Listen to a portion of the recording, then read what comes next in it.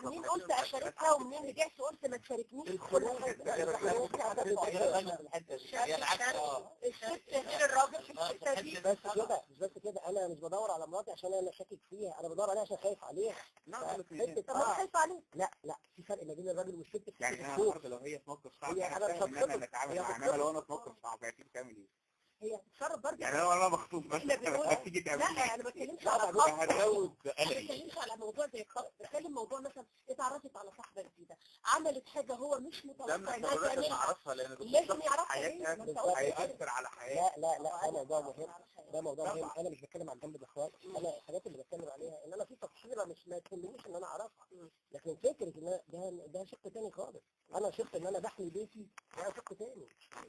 لازم الزوج يعرف تفاصيل الزوجه رايحه فين وجايه منين بتعمل ايه، كل حاجه بالاتفاق.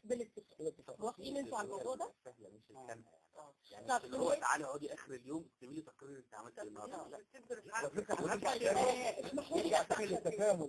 نرجع للتفاهم والثقه على فكره. لو في ثقه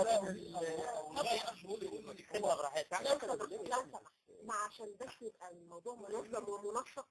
انا يعني وقت البرنامج اقترب من الانتهاء، خلاص فاضل لي دقايق. هدي لكل واحد كلمه هيقولها، حابا ان يكون شعر، حابا ان يكون كلمه يوصلها لاي زوجه مش شرط زوجته، لاي علاقه اسريه عشان نقدر نوصل بالاولاد. كل الكلام ده هو نتاج الحياه الاسريه اللي احنا بنعيشها. كلمه هنقولها للزوج او للزوجه علشان نقدر نوصل لعلاقه اسريه سليمه. نبتدي من دكتور جو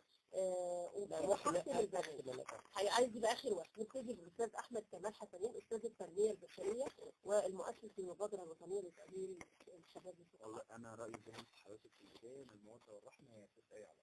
اوكي. استاذ زين العابدين، خبره. انا هختم بكلمتين شويه كده بس يعني قبل ما تكبر يا ابني وعمرك لما يعدي الدنيا تجيلك، حب الخل وصلبك بر امان لكل انسان، وانت في مدرسه او في الجامعه وانت في منصب من الاعيان، او مسكين بتلقط رزقك او متوسط حال شقيان. يا ابني الدنيا غروره وقلبك يمكن ياخدك جمال الغش، حاول لما تغادر عينك اوعى تلاقي حاجات الوش. اعمل زي ابوك يا حبيبي، لف الدنيا شرق وغرب، بس في ثانيه لما بينوي عمره ما تاه عن شكل الضرب.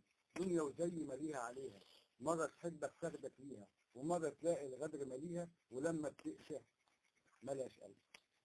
استاذ وليد المصري، هتقول لها ايه ولا هتقول لها ايه؟ او حاجه صغيره كده، بحبك بدايه واحبك نهايه، وحبك معايا في مليون حكايه، وما اقدرش افرقك او افهم بعيد لانك قلبي طبيب. انت بتاخد بونت على فين دلوقتي؟ استاذ ايمن العربي، هتقول ايه؟ انا شايف واحده ما تدلع على جوزها هيبقى قلبك حلو. يا دلع يا دلع دلع بين الحلوين اطلع، يا دلع يا دلع دلع بين الحلوين اطلع، روحي حبت روحك وقلبي بيك تولع، روحي حبت روحك وقلبي بيك تولع، قلبي بيك تولع، يا دلع يا دلع دلع بين الحلوين اطلع، يا دلع يا دلع دلع بين الحلوين نطلع، يا دلع دلع. الله عليك، انت بتدلع دلع اهو. استاذ ريم، هتقولي ايه؟